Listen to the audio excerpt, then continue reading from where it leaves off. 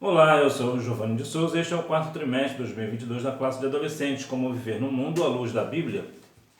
Esta é a lição número 10. Igreja, lugar de todos os filhos de Deus. A mensagem: nisto não há judeu nem grego, não há servo nem livre, não há nem macho nem fêmea, porque todos vós sois um em Cristo Jesus. Aos Gálatas, capítulo 3, versículo 28. Você não vai entrar também nesse negócio de desigrejado não, né? As pessoas hoje acham que eu sou igreja, então se eu sou igreja eu não preciso ir à igreja, eu sou igreja sozinho. Não, você sozinho você não é igreja. Eu sozinho eu não sou igreja. Eu faço parte da igreja e você faz parte da igreja. A igreja somos todos nós reunidos. É bom lembrar que igreja vem do grego ekklesia, que quer dizer assembleia ou reunião. Então, nesse ponto, o que acontece? Nós estamos reunidos na casa do Senhor e, portanto, nós somos igreja, porque estamos reunidos, estamos numa assembleia para adorar e glorificar o nome do Senhor. Entretanto, a Bíblia diz, né, que aquele que não participa do pão do corpo de Cristo não tem parte com ele. Então, essa pessoa é uma pessoa desigrejada, é um desigrejado. Não vai à igreja, como diz lá os Hebreus 10:25, né? Não vai à igreja, não tem comunhão com o Pai, vai entrar no céu, mas não vai mesmo. Vamos descobrir. A igreja é um lugar de comunhão. É o lugar onde os irmãos se reúnem para louvar ao Senhor, orar, aprender as Escrituras e servir uns aos outros. Então vemos aqui alguns pontos que a igreja é um lugar de comunhão. O que é comunhão? É ter algo em comum. O que eu e você temos em comum? Nós servimos ao Senhor. Então nós estamos na igreja porque eu e você temos algo em comum. Nós temos comunhão com o Senhor. Um outro ponto é o lugar onde os irmãos se reúnem para louvar ao Senhor. Você deve louvar ao Senhor. E louvar aqui é no sentido geral, no sentido mais amplo. Não é somente aquela pessoa que canta, mas é também aquela pessoa que prega, aquela pessoa que ensina, aquela pessoa que preste atenção para as coisas continuarem nos seus devidos lugares, o porteiro que fica ali tomando conta para aquelas crianças, né, não saírem. Isso é adoração. Ele está mantendo ali a ordem. É verdade que nos dias atuais vemos os porteiros, parece que não tem mais valor, né? Há uma dinâmica até interessante sobre os porteiros. É bom você que é adolescente ficar bem ciente desse negócio, porque é assim: se alguma coisa acontecer, vou dar uma dinâmica. Se um adolescente sair, não falar com o porteiro, ir para a rua e for atropelado, por exemplo, a culpa é de quem? Isso mesmo, a culpa é do porteiro. Mas esse mesmo porteiro não pode repreender o adolescente porque os pais vêm causar um problema para o porteiro. Veja que situação. Então nós não devemos ter esse posicionamento. O porteiro ele está ali e é a responsabilidade dele. A responsabilidade dele é de cuidar de nós. Então você vai precisar sair da igreja por alguma razão. Como é que você faz? Você chega para o porteiro: irmão, eu estou indo em tal lugar. Por que isso é importante? Porque se alguém procurar por você, ele sabe exatamente onde você está. E isso é respeitar o porteiro. E quando você respeita ele, você está respeitando o Senhor. Porque da mesma forma que nós devemos ter respeito pelo nosso pastor, da mesma forma temos que ter respeito pelo porteiro, que é a mesma coisa, se a gente for olhar na bem da verdade. Porque o que o pastor faz conosco? O pastor cuida de nós. E o porteiro também, só que de formas diferentes. O pastor ele é mais a questão eclesiástica, né? Mais a questão espiritual, e o porteiro é mais a nossa integridade física. Ele cuida para que não aconteça um problema, por exemplo, de uma criança cair, tomar um tombo, né, e se machucar. Algum adolescente ir para a rua feito uma coisa, né, desorientado. Então ele está cuidando de nós. Então é de suma importância que você tenha isso em mente também. Então a adoração é o conjunto, não é somente aquela pessoa que canta, é o conjunto, todas as pessoas que estão ali para adorar a Deus, e cada um tem o seu jeito específico de adorar, né? Nós devemos orar na igreja. Você lembra que Jesus falou: a minha casa será chamada casa de oração. Então nós vamos para a igreja para orar. Atos capítulo 3 fala que João, né, Pedro e João estavam indo para a igreja para orar, a oração, né, no horário da oração. Então nós devemos orar, aprender as escrituras. Então Para isso que existem os cultos de doutrina, as escolas bíblicas dominicais, os cursos teológicos, né, os estudos bíblicos. Nós devemos a cada dia mais estudar mais e mais as Escrituras e servir uns aos outros. E você serve? Sim, você serve. Ah, mas eu sou um adolescente. Sim, você serve. Até criança serve. Todos nós somos um em Cristo. E independente se você é um adolescente ou não, você tem importância sim. Você é uma pessoa que nos ajuda e ajuda muito. Você já viu quando o grupo de adolescentes vai cantar? Todo mundo fica observando? Todo mundo glorifica o nome do Senhor? Por quê? Porque é uma bênção ter um grupo de adolescentes. Que bom que você está na casa do Senhor. Hora de aprender a importância do tratamento respeitoso na igreja. A carta apresenta 3 argumentos para condenar a prática do favoritismo aos ricos que frequentavam sua reunião. A. Deus escolheu os pobres para serem ricos na fé e para possuírem o reino.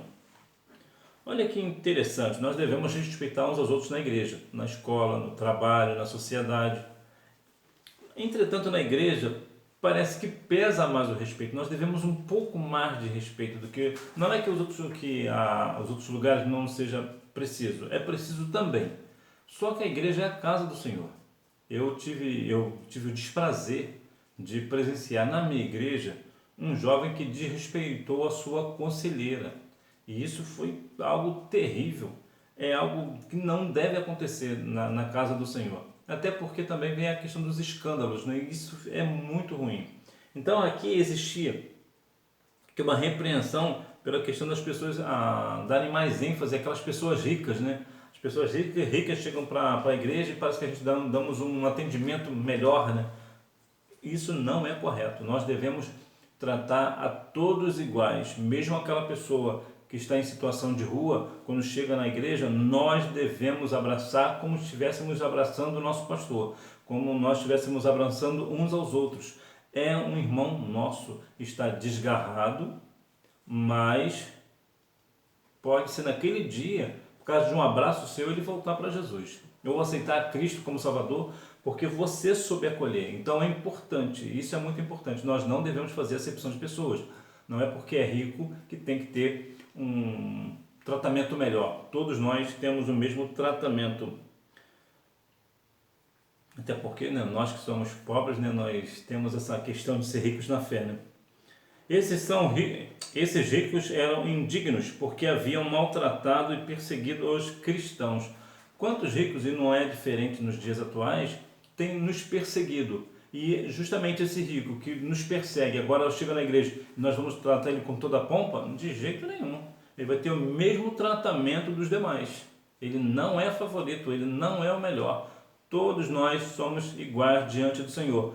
Tanto homens quanto mulheres. Todos nós somos iguais em Cristo. Então se uma pessoa que é rica chega na igreja, precisa ter, claro, o mesmo tratamento. Agora também não é porque é rico que a gente vai querer destratar. Não, a gente não vai querer destratar para querer dizer, não é porque é rico que eu vou receber bem, não. Não, nós devemos também respeitar e receber de uma forma respeitosa, da mesma forma que estamos recebendo uns aos outros. Os cristãos devem praticar o amor ao próximo e isso é incompatível com o favoritismo ou discriminação. Ou seja, nós devemos de fato o amor ao próximo. Quem é o meu próximo? É aquela pessoa que estiver mais próxima. Então, se é um rico, eu recebo de um jeito. Se é um pobre, eu recebo do mesmo jeito. É assim que nós devemos fazer. Nós precisamos ter essa questão. Se chega uma pessoa que nós sabemos que está numa situação de prostituição, recebemos da mesma maneira. Uma pessoa homossexual, da mesma forma. Uma pessoa que está numa outra religião, recebemos do mesmo jeito. Nós não devemos fazer acepção de pessoas. Mais uma vez, todos nós somos iguais diante do Senhor. A acepção de pessoas é pecado. Discriminação, desprezo ao próximo, favoritismo ou racismo são alguns desdobramentos da prática de acepção de pessoas. Deus não faz acepção de pessoas. Ora, se eu e você somos filhos de Deus e nosso Deus não faz acepção de pessoas, então por que eu vou fazer? Não, eu não vou fazer. No Brasil existe um racismo muito forte, infelizmente, E são coisas que não deviam, inclusive no nosso país, é um país que não deveria acontecer tais coisas. Mas vemos até mesmo no esporte, né, no futebol, por exemplo, vemos muitas questões de preconceito, principalmente de racismo, nos campos de futebol e às vezes, infelizmente, até dentro das igrejas acontece também a questão do racismo, principalmente pela questão da pessoa ser da cor negra, né? Então as pessoas às vezes até dizem que são pessoas inferiores, né? Isso é descabível, né? O mesmo Deus que criou o branco é o mesmo Deus que criou o negro, o ruivo, o louro. É a mesma coisa, é o mesmo Deus. Ou como minha mãe diz, né? O mesmo sangue que corre nas minhas veias é da mesma cor da cor que corre nas veias de um negro. É a mesma coisa, nós somos iguais. Portanto, o racismo é pecado. E é um pecado para perdição, que fique bem claro. Então nós devemos o quê? Tratar todos nós uns aos outros iguais. Nós não devemos ter a questão do favoritismo, ser o favorito, né?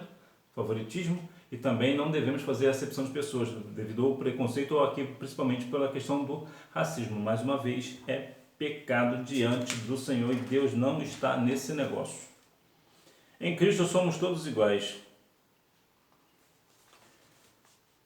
Para a surpresa dos judeus que estavam presentes, o Espírito Santo desceu sobre todos os gentios que estavam ouvindo a mensagem e eles falaram em outras línguas. Há uma coisa muito interessante que talvez você já tenha ouvido, talvez não, né? Isso é mais o pessoal antigo. Hoje em dia o pessoal é mais esclarecido. Mas há uns 30 anos, talvez um pouco mais, as pessoas diziam que, inclusive eu ouvi recentemente uma pessoa dizer, um obreiro dizer que a pessoa só pode ser batizada com o Espírito Santo depois de descer as águas. Não é verdade.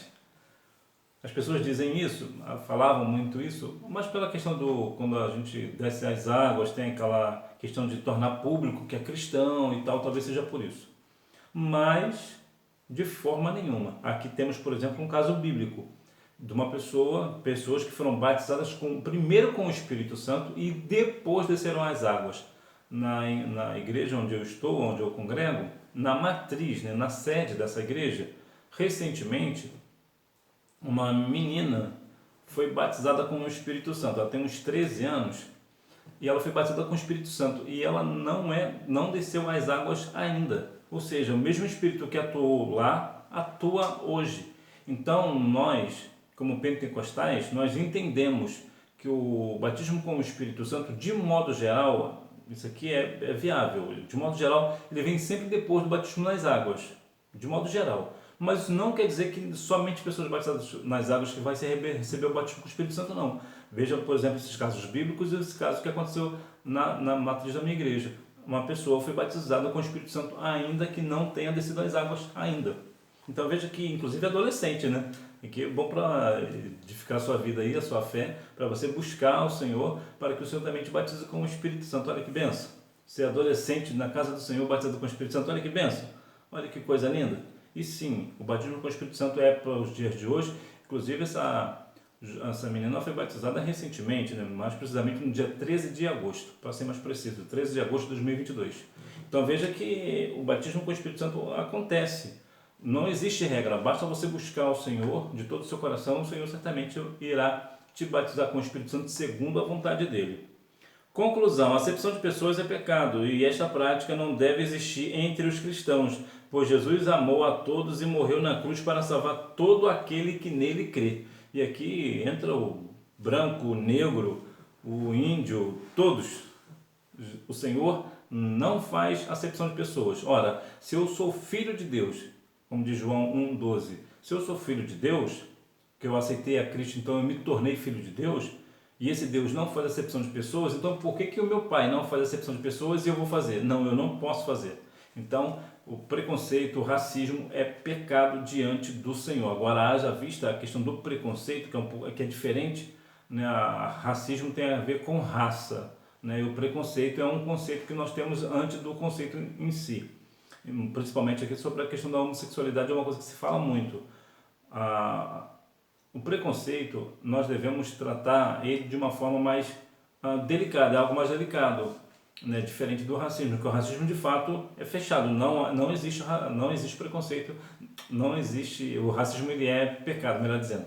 Agora, o preconceito, quando a pessoa, por exemplo, eu vou pegar aqui a ideia da homossexualidade, nós não devemos ter um preconceito, ou seja, não é porque a pessoa é homossexual que nós vamos maltratá-lo ou desrespeitá-lo. Não é esse o ponto. Nós devemos também recebê-lo, respeitá-lo. Ele tem o direito de ser o que ele quiser, porque Deus deu a ele livre-arbítrio. Não somos eu e você que vamos querer tirar isso dele. Ele tem essa escolha que Deus deu a ele. Agora, é claro que nós queremos que ele não tenha a prática. E claro, nós vamos...